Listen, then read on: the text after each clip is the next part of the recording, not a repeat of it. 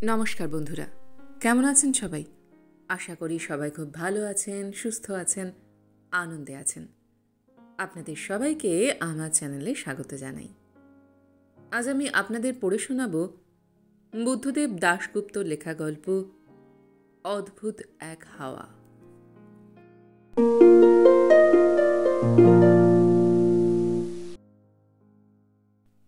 আর একটু হলেই ট্রেনটা বেরিয়ে যেত। দুটো লোক সামনের কামরায় দরজা আটকে দাঁড়িয়েছিল। অরূপ প্রায় তাদের ঠেলেই মনীষাকে তুলে দিল। ওভাবে উঠতে গিয়ে শাড়িটা গোড়ালিটা ছাড়িয়ে একটু উঁচুতে উঠে গিয়েছিল। তাড়াতাড়ি নিচু হয়ে নামিয়ে দিতে গিয়ে নিচে প্ল্যাটফর্মে দাঁড়িয়ে থাকা লোক দুটোর দিকে চোখ পড়ে গেল। তাকিয়ে আছে ওর পার দিকে। মনীষা অনেক পুরুষ মানুষের তাকিয়ে থাকা দেখেছে, কিন্তু এদের দৃষ্টি অদ্ভুত, আলাদা। সবে নড়ে উঠেছে ট্রেন।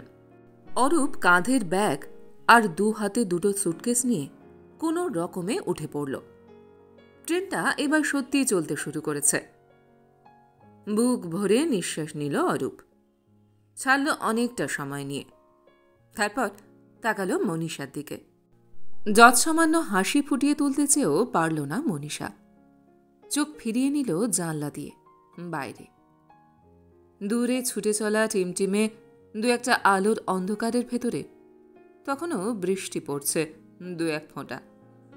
বৃষ্টির ওপারে মেঘ, মেঘের ওপারে ছুটে চলেছে চাঁদ ট্রেনের পাশাপাশি। বৃষ্টি শুরু হয়েছিল সেই কাক সকালে, প্রায় মশারির ভেতরে। ঘুমের মধ্যে মনীষা তখন জড়িয়ে শুয়েছিল অনিমাকে।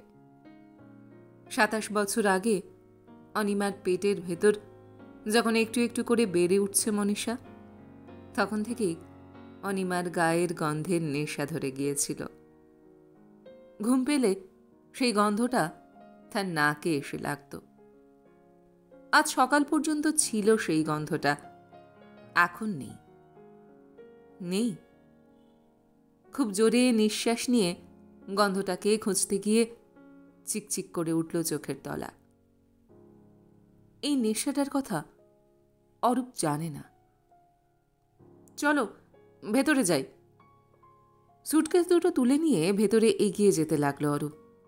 তারপর কি ভেবে বলল, তুমি বরং দাঁড়াও, আমি দেখে আসি আগে বসার জায়গা পাওয়া যায় কিনা।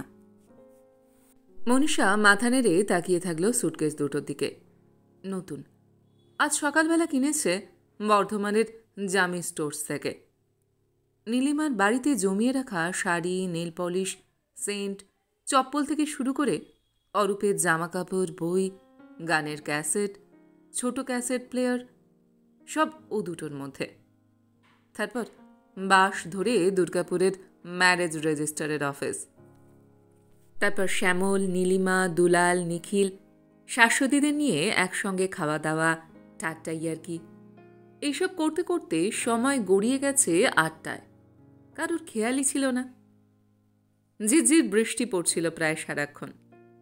ঘড়ির দিকে তাকিয়ে প্রায় চিৎকার করে উঠেছিল শাশ্বতী।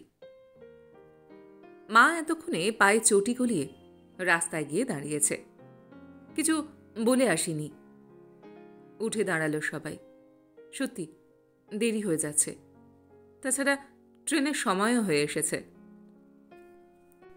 জিনিসপত্র নিয়ে স্টেশনে রিকশায় উঠে বসবার পর যত দূর চোখ চলে, ঘাড় ঘুরিয়ে ওদের দিকে তাকিয়েছিল মনীষা। কতদিন পর আবার দেখা হবে। যদি কোনোদিন আর দেখা না হয়। এতক্ষণে শ্যামলা নীলিমা ঘুমিয়ে পড়েছে। শাশ্বতী হয়তো নিখিলকে দেখছে স্বপ্নে। দুলাল তার চিলেকোঠার ঘরের আলো নিভিয়ে বিছানায় উড়িয়ে নিয়ে এসেছে আরতিকে। কলকাতার বেডেন স্ট্রিটে বিয়ে হয়ে যাওয়া স্বামীর পাশ থেকে। শুধু বর্ধমানে তাদের বাড়িটায় এখনো জেগে আছে বিকাশ তার মেয়ে মনীষার জন্য। আর বারবার ছিঁড়ে যাওয়া তন্দ্রার ভেতরে চোখের জল বেরিয়ে এসে ভিজিয়ে দিচ্ছে অনিমার মুখ। হঠাৎ চোখ তুলে তাকালো মনীষা। সেই দুজন লোক তার দিকে তাকিয়ে আছে। মনীষা বুঝতে পারল অনেকক্ষণ ধরে তাকিয়ে আছে। কখন যে ওরা ট্রেনে চেপে বসেছে খেয়ালই করেনি মনীষা। মুখ ফিরিয়ে নিল। দেখতে পেল অরূপ ফিরে আসছে 2 হাতে সুটকেস নিয়ে। চোখে এক রাশ বিরক্তি। কোনো বসার জায়গা নেই, আনরিজার্ভ কামরা। লোকজন ঠিক ঠিক করছে। এই সুটকেসের উপর বসে রাত কাটিয়ে দিতে হবে, পারবে? মনীষা মাথা নাড়ল। পারব।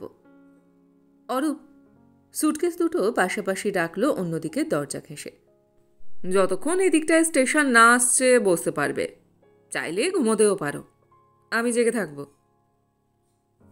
পাহারা দেবে আমাকে? আলতো হেসে বলল মনীষা। তারপর কি মনে পড়ে যেতে আর চোখে তাকিয়ে দেখল লোক দুটো তখনও তাকিয়ে আছে তার দিকে, পলক পড়ছে না, যেন মনীষার সবটাই দেখতে পাচ্ছে। অদ্ভুত তো। আঁচলটা জড়িয়ে নিল, তাকালো অরূপের দিকে। বুঝতে পারল অরূপও দেখেছে ওদের, কিন্তু লোক দুটোর কোনো ভ্রুক্ষেপই নেই। জল খাবে? মাথা নেড়ে না বলল মনীষা। বদলে যাচ্ছে ট্রেনের শব্দ। একটা ব্রিজের ওপর দিয়ে নদী পেরোচ্ছে ট্রেনটা। সবকিছু কেমন অদ্ভুত লাগছে ভাবতে, যেন স্বপ্ন দুঃস্বপ্নের মাঝখানের কোনো একটা সময় দিয়ে হেঁটে যাচ্ছে সে। বারবার না বলে চিৎকার করে ওঠা এখনো শুনতে পাচ্ছে।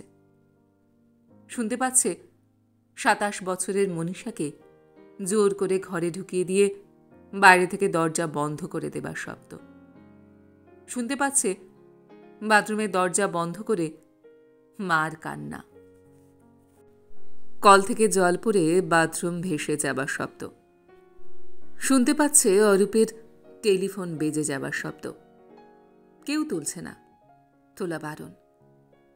বন্ধ করে চেয়ারে পা তুলে গুটিসুটি মেরে বসে থাকতে ভোরের দিকে ঘুমিয়ে পড়েছিল সেদিন।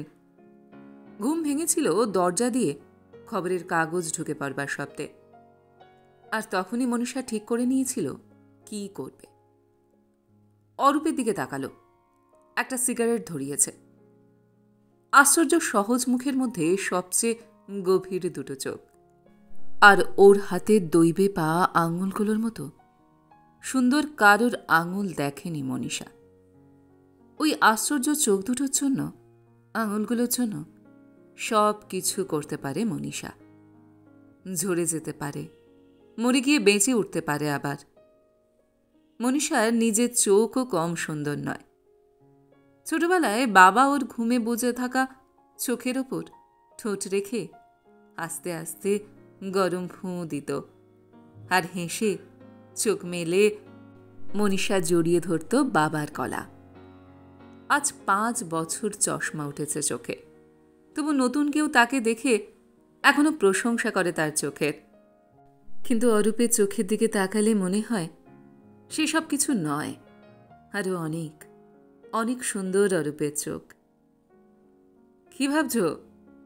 মনীষা তাকায় অরূপের দিকে, বলে, কি ভাবো? ভাবছ কেমন ম্যাড়ম্যাড়ে একটা বিয়ে হলো আমাদের, লোকজন এলো না, আমার টোপর পড়া তোমার বেনারসি পরে বসে থাকা হলো না, এই সব না? অরূপের মধ্যে কোথাও এখনো আভাসে লুকিয়ে আছে একটা গ্রাম্যতা। এটুকু মেনে নিয়েছে মনীষা। মাঝে মাঝে মজার লাগে, যেখানে সেখানে চন্দ্রবিন্দু বসিয়ে দেয়, যেখানে দরকার সেখানে দেয় না। চাঁদকে বলে চাঁদ, হারশোলাকে বলে আরশোলা। আমার বয়স জানো না? এসব ভাবার বয়স আছে? তবে কি ভাবছ? ভাবছি 2-1 দিন পরে স্কুলে যখন সবাই শুনবে অঙ্কের দিদিমণি প্রেম করে পালিয়েছে ড্রিলের মাস্টারের সঙ্গে, তখন মেয়েগুলোর মুখ কেমন হবে। মনীষা আসলে এসব কিছুই ভাবছে না, ভাবছে অন্য একটা কথা, বাবার কথা। ভাবতে ভাবতে একটা রাগ উঠে আসছে শরীরের অনেক নিচে চাপা পড়ে থাকা অন্ধকার থেকে।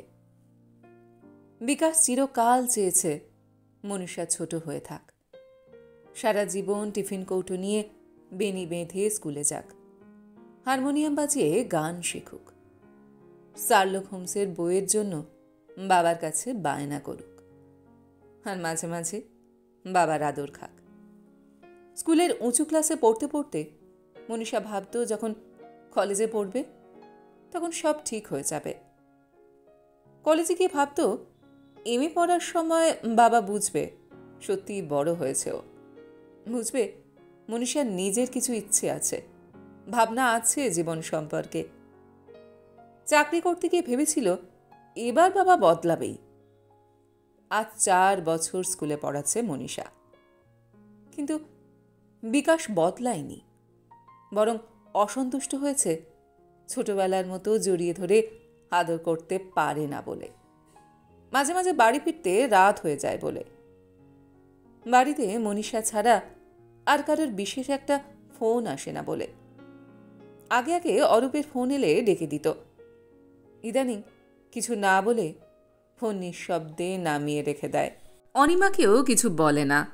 অরূপের সঙ্গে দেখা হবার পর বাড়ি ফিরে এলে মনীষার চোখের প্রশ্নের সামনে এমনভাবে তাকায় যেন কিছুই হয়নি। অরূপকে ঘেন্না করে বিকাশ। দামোদর পেরিয়ে রায়নার দিকে বাসে প্রায় ঘণ্টাখানেক গেলে অরূপদের কাঁচা গাঁথনির বাড়ি। 5 ভাই 3 বোন, বুড়ি মা। বর্ধমানের একটা মেস বাড়িতে আরও 4 জনের সঙ্গে চৌকি পেতে শোয়। আর স্কুলে এনসিসি করার সুবাদে 36 বছর বয়সে 800 টাকা মাস মাইনেতে ক্লাস 7 পর্যন্ত মেয়েদের ড্রিল শেখায়। বিকাশের পৃথিবী আলাদা, কিছুটা উঁচু পদের নিশ্চিত সরকারি চাকরি, বাবার দেওয়া বাড়ি, বিষয় আশয়, মাঝে মাঝে সেতার বাজানো আর গোগ্রাসের থ্রিলার পড়তে পড়তে কাদা হয়ে গিয়ে তারস্বরে নাক ডাকা। ছোটবেলায় মাঝে মাঝে সেই ঘুম ভেঙে গেলে মনীষা উঠে গিয়ে বাবার নাক চেপে ধরত। আসলে বিকাশ কখনো অরূপের দিকে চেয়ে দেখেনি, অরূপের কথা শোনেনি, ওর চোখের দিকে তাকিয়ে স্বপ্নগুলোর খোঁজ পায়নি কোনোদিনও। তুমি কি ভাবছ? মনীষা জিজ্ঞাসা করে। ভাবছি ভোপালে পৌঁছতে পৌঁছতে কাল বিকেল ছোটখাটো একটা হোটেল খুঁজে বের করতে হবে, তারপর হানিমুন। নতুন স্কুলে ড্রিল মাস্টারের চাকরি, তোমার চাকরি খোঁজা, সব একসঙ্গে। মনীষা হাসে, বলে, তুমি কি হিন্দি জানো? ওখানে তো ছেলেদের সঙ্গে হিন্দিতে কথা বলতে হবে। যাতা হে খাতা হে পর্যন্ত পারি, তারপর চালিয়ে নেব। একটু থেমে বলে, পৌঁছে কিন্তু বাড়িতে সব জানিয়ে একটা চিঠি লিখে দিও, ওরা ঠিক বুঝবেন, মানে তোমার বাবা। কিছু করার তো নেই ওর। তুমি দেখো, আমরা আবার বর্ধমানে ফিরে আসব। ব্যাংক কলোনি বা তার ধারে কাছে কোথাও একটা ছোট বাড়ি নেব। তোমার শার্লক হোমস আর আগাথা ক্রিস্টির বইগুলো সব সাজিয়ে রাখব। তুমি শুয়ে শুয়ে চোখ বুজে গান শুনবে, আর আমি তোমার জন্য পালং পাতা দিয়ে ডাল রান্না করব। কচুর লতি আর সর্ষে দিয়ে কুমড়ো পাতায় ঘন্ট করব। কুচি মাছের টক করব। জামাই ষষ্ঠীর দিন কোঁচা ঝুলিয়ে ধুতি পরে ঘাড় উঁচু করে তোমার সঙ্গে তোমাদের বাড়ি যাব। সব ঠিক হয়ে যাবে, তুমি ভেবো না। মনীষা বলে, আমি এসব ভাবছি, তোমাকে কে বললে? তোমার চোখ। চোখ সরিয়ে অন্যদিকে তাকালো মনীষা। লোক দুটো নেই। মুখ ঝুঁকিয়ে কম্পার্টমেন্টের ভেতরটা দেখার চেষ্টা করল, দেখতে পেল না লোক দুটোকে। ট্রেনটা পাগলের মতো ছুটছে, দুলছে জানলাগুলো, দুলছে বাইরের ঘুটঘুটে অন্ধকারের ভেতরে মনীষার 27টা বছর, তার ছোট্ট হলুদ ফ্রক, মার সিঁদুরের কৌটো, দাদুর বেতের ছুরি আর বাবার হাতের আংটি। একটু ঘুমিয়ে নাও, মনীষা বলল। ঘুম পাচ্ছে না, তুমি ঘুমো, আমি পাহারা দিচ্ছি। হেসে উঠল অরূপ। তারপর আস্তে আস্তে ওর মুখে অদ্ভুত একটা কষ্ট ফুটে উঠল। মনীষা বলল, কি হলো? আমি জানি না ঠিক করলাম কিনা, কেন যে এমন হলো। তোমার বাবার কথা তো ভুল নয়। তোমাকে সত্যিই কি আমি কিছু দিতে পারি? কিন্তু তোমাকে ছাড়া আমি বাঁচতাম না, এটা সত্যি। তুমি বাঁচতে। অরূপ দেখতে পেল মনীষা ঠোঁট নড়ে উঠল, কিন্তু কথাগুলো বেরিয়ে এসে অরূপের কান পর্যন্ত পৌঁছনোর আগেই এক ঝলক চৌচির হয়ে ভেঙে পড়ল আকাশ পাতাল, জল স্থল নিয়ে সমস্ত পৃথিবী। শূন্যে পাক খেয়ে উঠে গেল কামরাটা, একটা বলের মতো। নিচে আছড়ে পড়ার সামান্য আগে অরূপ তার সমস্ত শরীর, হাত আর স্মৃতি বাড়িয়ে প্রায় উড়ে গিয়ে জড়িয়ে ধরল মনীষাকে। ডেকে নিল মনীষার সবটুকু। আর তারপরই হাজার সমুদ্র একসঙ্গে গ্রাস করে নিল তার চেতনাকে। তার এক পল আগে মনীষা শুধু শুনতে পেল তার বাঁ দিকে চশমার ফ্রেম খুট শব্দ করে ভেঙে পড়ে গেল, নাকি খুলে পড়ে গেল তার চোখ। তারপরে কোনো কিছুই আর জানে না মনীষা। হাজার মানুষের হালকা চিৎকার, কান্না, চেঁচামেচি, দৌড়াদৌড়ি ঘূর্ণির মতো ঘুরতে ঘুরতে একসময় আছড়ে পড়ল মনীষার কানে। অনেক কষ্টে চোখ মেলে তাকালো, কিছুই মনে পড়ল না। কোথায় শুয়ে আছে ও? বাড়িতে, বাবার পাশে, ছোটবেলার ভোরগুলোর মতো গুড়িসুড়ি মেরে মুখে সুরসুরি দিতে দিতে বাবা গান গাইছে, তোমারও অসীমে। নাকি এই সেদিনও যেমন মাকে জড়িয়ে ধরে শুয়েছিল তেমনই শুয়ে আছে, কিন্তু সেই গন্ধটা তো নেই। তারপরে আস্তে আস্তে সব মনে পড়তে শুরু করল। মনে পড়ল ট্রেনের জানলার বাইরে মেঘের ভেতর দিয়ে চাঁদের ছুটে চলা। মনে পড়ল শূন্যে উঠে গিয়ে তাদের কামরাটার অন্তরাত্মা কাঁপিয়ে আছড়ে পড়া ভয়ঙ্কর এক অন্ধকারে। মনে পড়ল দুটো হাতের তার শরীরকে জড়িয়ে ধরা। কার হাত? উঠে বসল মনীষা। অরূপ কোথায়? চারপাশে তাকিয়ে দেখল। অনেক দূরে আকাশে অদ্ভুত এক আলো আস্তে আস্তে বাড়ছে। ভোর হচ্ছে। পেছনে তাকালো, চমকে উঠল সঙ্গে সঙ্গে। গত রাতের সেই ট্রেনটা ধনুকের মতো বেঁকে দুমড়ে মুচড়ে পড়ে আছে। ধোঁয়া বেরিয়ে আসছে এদিক ওদিক থেকে, কিন্তু অরূপ কোথায়? উঠে দাঁড়াতে গিয়ে টের পেল ডান হাঁটুতে অসহ্য যন্ত্রণা। বুঝতে পারল পারবে না। চুপচাপ বসে থাকল মনীষা সেই নরকের মধ্যে। চারপাশে উল্টে পড়ে আছে মানুষের শরীর, ছড়িয়ে ছিটিয়ে গেছে কাটা অঙ্গ প্রত্যঙ্গ, রাশি রাশি জিনিস। মরা বাচ্চাকে কোলে নিয়ে হাত পা ছুঁড়ে কাঁদছে অল্প বয়সী এক মা। হঠাৎ মনে হলো পিছনে ঠান্ডা কি যেন লাগছে। সরে বসতে গিয়ে দেখতে পেল সবুজ ঘাসের উপর দিয়ে রক্ত ভেসে এসে তাকে ছাড়িয়ে এগিয়ে যাচ্ছে সাপের মতো এঁকে বেঁকে। দূরে কিছু মানুষ দৌড়চ্ছে, কিছু মানুষ হাত ধরে দাঁড়াতে সাহায্য করছে অন্য কিছু মানুষকে। কেউ কেউ এক একটা শরীর তুলে খুঁজে বেড়াচ্ছে তাদের চেনা মুখ, না পেয়ে ফেলে দিচ্ছে আবার। অরূপ ওদের মধ্যেই কোনো একজন নয়তো? ভয়ে কেঁপে উঠল মনীষা, আর অনেকের মতো চিৎকার করে কেঁদে উঠতে চাইল। নাকের কাছে কি যেন লাগছে। হাত লাগিয়ে বুঝতে পারল নাকের ভেতর থেকে বেরিয়ে এসে নিচে শুকিয়ে আছে রক্তের ডেলা। মাথা ঘুরে উঠল মনীষার। বুঝতে পারল গভীর গোপন কোনো ঘুম আস্তে আস্তে ঘিরে ফেলতে চাইছে তাকে। চোখ বুজে আসার আগে শুনতে পেল কে যেন তার নাম ধরে ডাকতে ডাকতে ছুটছে। হাত তুলে সাড়া দেবার চেষ্টা করল। ডাকটা এগিয়ে আসছে আরও কাছে। অনেক কষ্টে মনীষা মুখটা সামান্য তুলতে পারল মাত্র। বুঝতে পারল অন্য একটা মুখ ঝুঁকে পড়েছে তার উপর। নিঃশ্বাস এসে লাগছে ঠোঁটে। চেনা এক ঝাঁক আঙুল স্বপ্নের মতো ভেসে আসছে মুখের ওপর, প্রায় ছুঁয়ে ফেলছে তাকে। আর তাকিয়ে থাকতে পারল না মনীষা। ঘুম গিলে ফেলেছে তাকে। ঘুমের ভেতর দেখতে পেল অদ্ভুত এক ঘুমন্ত রোদ্দুর, তার ভেতর সে অরূপ আর তাদের বেঁচে থাকা। মনীষার শরীরটাকে কোনো রকমে কাঁধে তুলে নিল অরূপ। পাশেই পড়েছিল দুটো সুটকেসের একটা, তুলে নিল অন্য হাতে। তারপর এলোপাথারি ছুটতে শুরু করল। আলো অনেক বেড়েছে, ভোর হয়েছে সামান্য একটু আগে।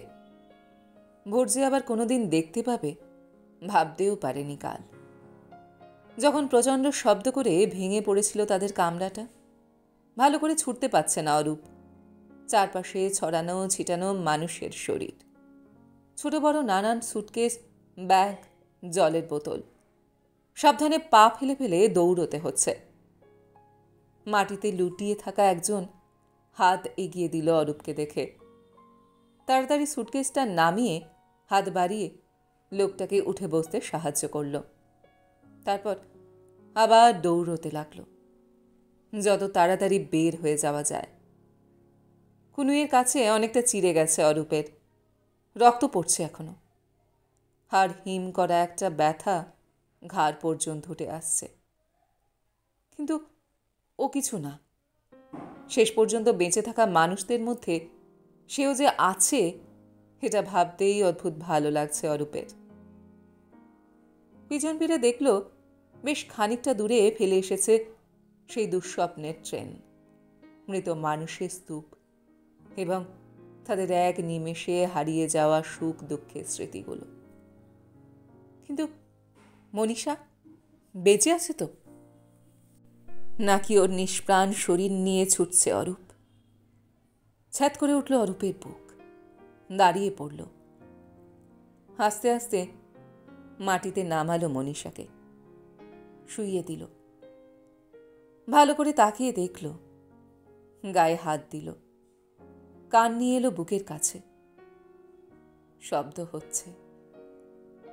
পকেট থেকে রুমালটা বের করে আস্তে আস্তে যত্ন করে মুছিয়ে দিল মনীষার মুখ। অনেকক্ষণ সময় নিয়ে চোখ মেলল মনীষা, তাকালো অরূপের দিকে। একটা নিশ্চিন্তের হাসির আভাস ফুটে উঠল তার মুখে।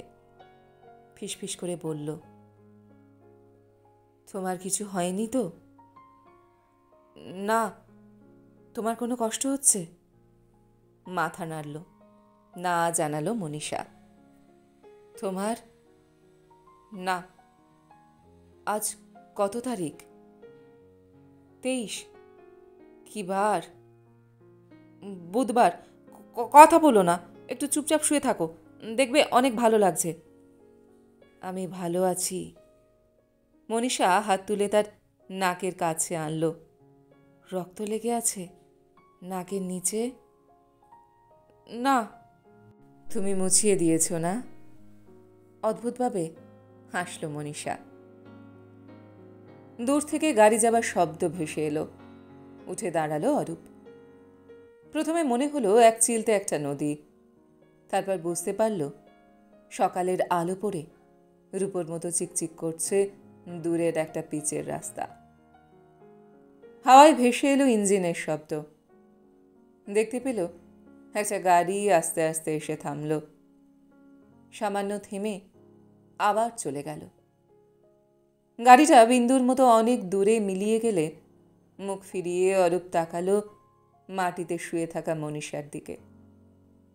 মনীষার চুল উঠছে, আঁচলের দিকটা উঠছে, পায়ের দিকে শাড়ি বেশ কিছুটা ওপরে উঠে গেছে। নামিয়ে দিতে গিয়েও থেমে গেল অরূপ। তাকিয়ে থাকলো খোলা পাহাড় দিকে। চারদিকে শুধু হাওয়া আর হাওয়া। তার মাঝখানে চোখ বুজে শুয়ে আছে মনীষা। নাকি একটু ঘুমিয়ে পড়েছে? হঠাৎ কেমন অন্যরকম লাগলো মনীষাকে। ভালো করে তাকিয়ে বুঝতে পারল চোখে চশমাটা নেই। কোথায় গেল চশমা? খুলে পড়ে গেছে কাল কোনো অন্ধকারে, এখন আর পাওয়া যাবে না। ভূপালে পৌঁছে প্রথমেই মনীষার চশমা করাতে হবে, তারপর অন্য কাজ। এত কিছুর পরেও এখনো ভালো লাগছে অরূপের। প্যান্টের পকেটে হাত দিয়ে সিগারেটের প্যাকেটটা খুঁজে পেল। আঙুলটা আর একটু সরাতেই দেশলাইয়ের বাক্সটা। মনীষার পাশে বসে একটা সিগারেট ধরালো। মনে মনে হাসি পেল অরূপের। মরতে মরতে আশ্চর্যভাবে বেঁচে গিয়ে একটা আকাশ ছোঁয়া প্রান্তরে বসে সিগারেট টানছে সে। পাশে মনীষা। বেঁচে আছে সেও, বেঁচে গেছে তাদের স্বপ্নগুলো, বেঁচে গেছে তাদের মনে মনে এঁকে রাখা ঘর গেরস্তালি, তাদের পরস্পরকে জড়িয়ে মরিয়ে বেঁচে থাকার অনেক অনেক দিন। কিন্তু ভূপালে পৌঁছবে কি করে? কত দূরে জায়গাটা ভূপাল থেকে? জায়গাটার নামই বা কি?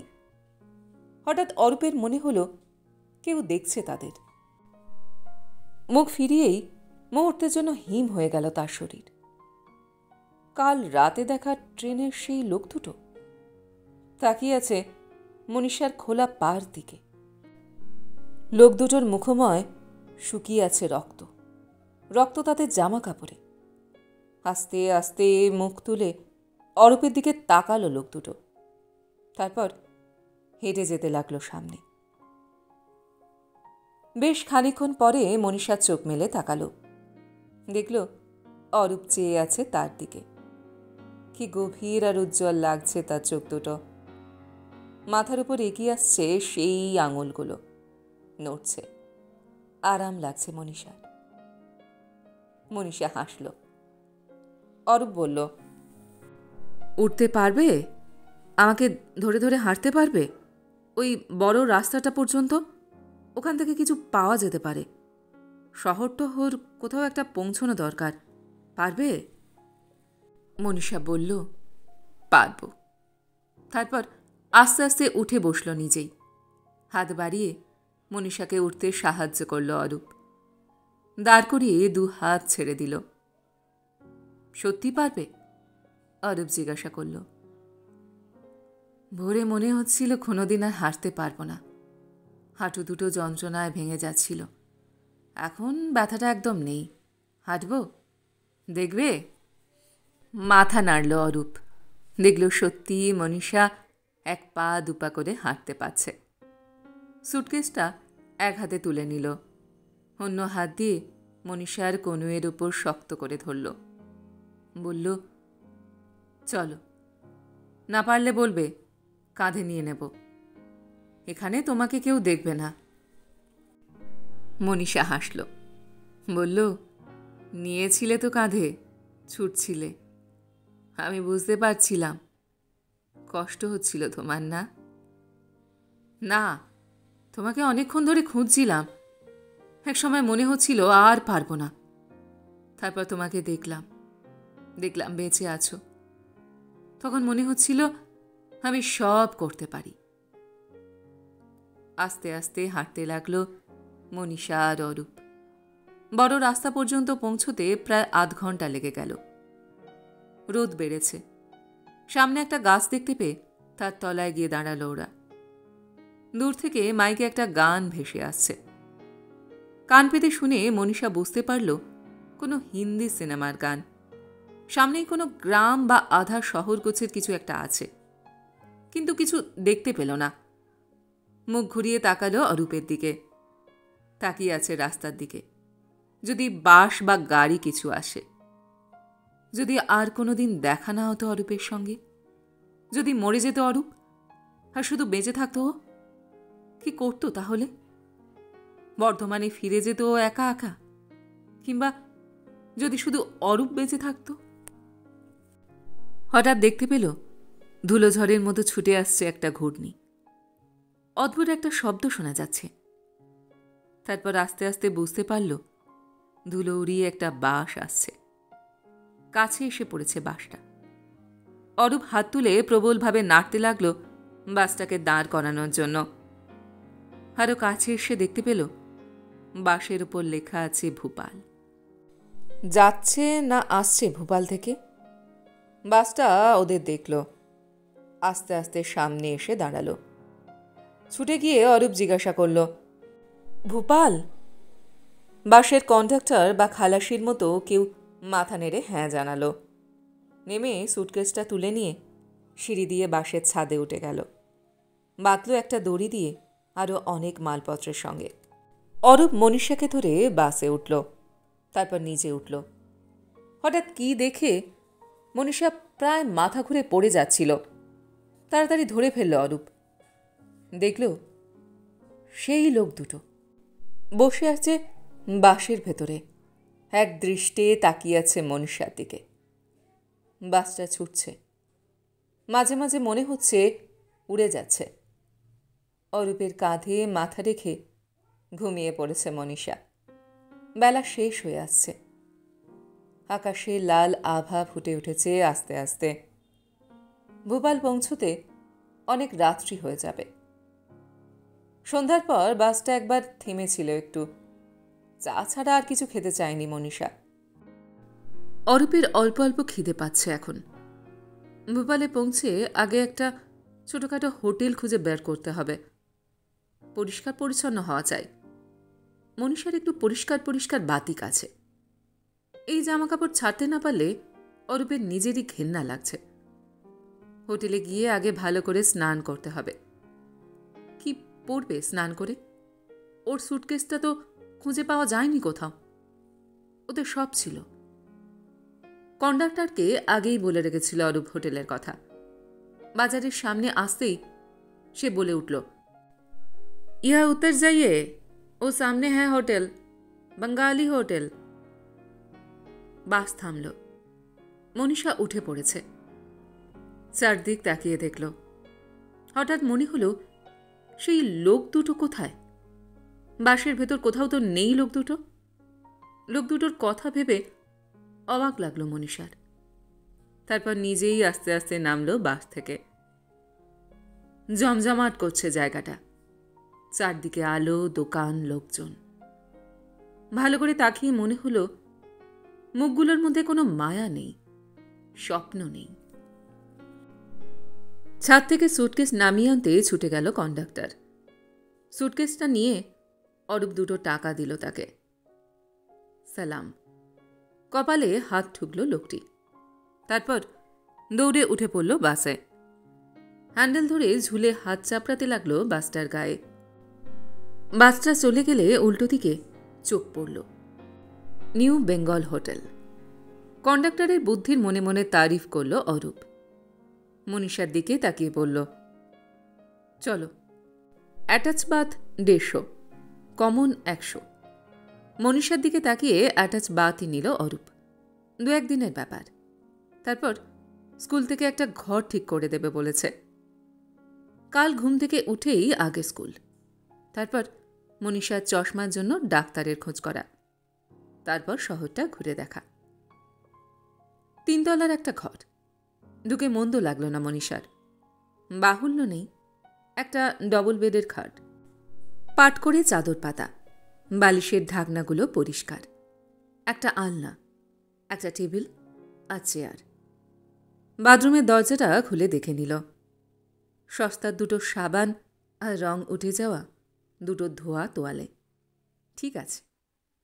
অল্প বয়সী একটা বেয়ারা এসে জল ভর্তি কাচের জাগ আর 2টো গ্লাস দিয়ে গেল। দেখে মনে হলো বাঙালি। মনীষার দিকে তাকিয়ে মিষ্টি করে হাসল। কাল কথা বলবে ছেলেটার সঙ্গে। জানলা 2টো খুলে দিল মনীষা। এক ঝলক হাওয়া এসে লাগলো মুখে। শরীরের সমস্ত তন্তু দিয়ে মনীষা টেনে নিল সেই হাওয়া তার বুকে। তারপর তাকালো অরূপের দিকে। এক দৃষ্টিতে তাকিয়ে আছে অরূপ। 2 চোখে জুড়ে মায়া। আর যেন কিছু আছে সেই চাউনিতে। কি যেন চাইছে চোখ দুটো তার কাছে। কত যুগ ধরে এভাবে তাকিয়ে আছে অরূপ তার দিকে। চশমা ছাড়া তোমার চোখ দুটো আরো সুন্দর লাগছে, অরূপ বলল ফিসফিস করে। সব বুঝতে পারল মনীষা। কত কাল ধরে অপেক্ষা করে আছে মনীষা এই মুহূর্তের জন্য। অপেক্ষা করে আছে অরূপ। ঘেমে উঠেছে তার মুখ। অরূপ দেখল মনীষার উজ্জ্বল 2 চোখের চারিপাশে, ঠোঁটের চারপাশে জমে উঠেছে ঘাম। খুট করে একটা শব্দ হলো। আলো নিভিয়ে দিল অরূপ। তারপর এগিয়ে যেতে লাগলো মনীষার দিকে। হঠাৎ মনে হলো চাপা এক অন্ধকারের ভেতর দিয়ে অনেকক্ষণ হাঁটছে সে, কিন্তু মনীষা কোথায়? ঠিক এই সময় তার হাতের আঙুল স্পর্শ করল মনীষার শরীর। অরূপ জড়িয়ে ধরল মনীষাকে। বুঝতে পারল মনীষাও জড়িয়ে ধরেছে তাকে। শুষে নিতে চাইছে দুজন দুজনার শরীর। অন্ধকারের মধ্যে আস্তে আস্তে অরূপের চোখের দিকে হাত বাড়িয়ে দিল মনীষা। বাড়িয়ে দিল তার আঙুল। অরূপের ঠোঁটের ওপর দিয়ে, নাকের ওপর দিয়ে এগিয়ে যেতে লাগলো মনীষার আঙুল। তারপর দুটো গর্তের মধ্যে ঢুকে গেল। এগিয়ে যেতে লাগলো সেই গর্ত দুটোর মধ্যে দিয়ে। এ কি? কোথায় অরূপের চোখ? চোখের জায়গায় হাড়িম এক আধারের মধ্য দিয়ে কোথায় চলেছে তার আঙুল? আতঙ্কে চিৎকার করে উঠল মনীষা। ঝরে যেতে লাগলো সমুদ্র অন্ধকার, সেই ঘর, সময়। অরূপের আঙুল উঠে এলো মনীষার চোখের দিকে। তারপর দুটো গর্তের মধ্যে ঢুকে গেল তার আঙুল। অরূপ বুঝতে পারল সব। বুঝতে পারল দুটো গর্তের মধ্য দিয়ে এক অনন্ত জলরাশির ভেতর ক্রমাগত এগিয়ে যাচ্ছে দুটো আঙুল। অনেক অনেক দূরে মনীষার কান্না। তবু ছুতে পারল অরূপ। কেন এত তাড়াতাড়ি ফুরিয়ে গেল সব? নাকি তারা এমনই ছিল চিরকাল? মনীষা কি কোনোদিনই মানুষই ছিল না? সেও কি মানুষ ছিল কোনোদিন? কিছু মনে পড়ল না অরূপের। মনীষারও মনে পড়ল না কোনো কিছু। শুধু অদ্ভুত এক হাওয়া এসে ঘিরে নিল তাদের। গল্পটি এইখানে সমাপ্ত হল। আপনারা এতক্ষণ শুনছিলেন বুদ্ধদেব দাশগুপ্তের লেখা গল্প অদ্ভুত এক হাওয়া। গল্পটি আপনাদের কেমন লাগলো বা আমার গল্পপাঠ আপনাদের কেমন লাগলো কমেন্ট সেকশনে অবশ্যই লিখে জানান। যদি আমার গল্পপাঠ আপনাদের ভালো লেগে থাকে তাহলে আশা করব লাইক শেয়ার অবশ্যই করবেন। আর এই ধরনের সুন্দর সুন্দর কাহিনী আরও শুনবার জন্য আমার চ্যানেলটিকে সাবস্ক্রাইব করতে ভুলবেন না কিন্তু। তবে আজ এই পর্যন্ত। আমি খুব তাড়াতাড়ি আবার অন্য কোনো কাহিনী নিয়ে আপনাদের কাছে চলে আসছি। সবাই খুব ভালো থাকবেন, সুস্থ থাকবেন, আনন্দে থাকবেন। নমস্কার।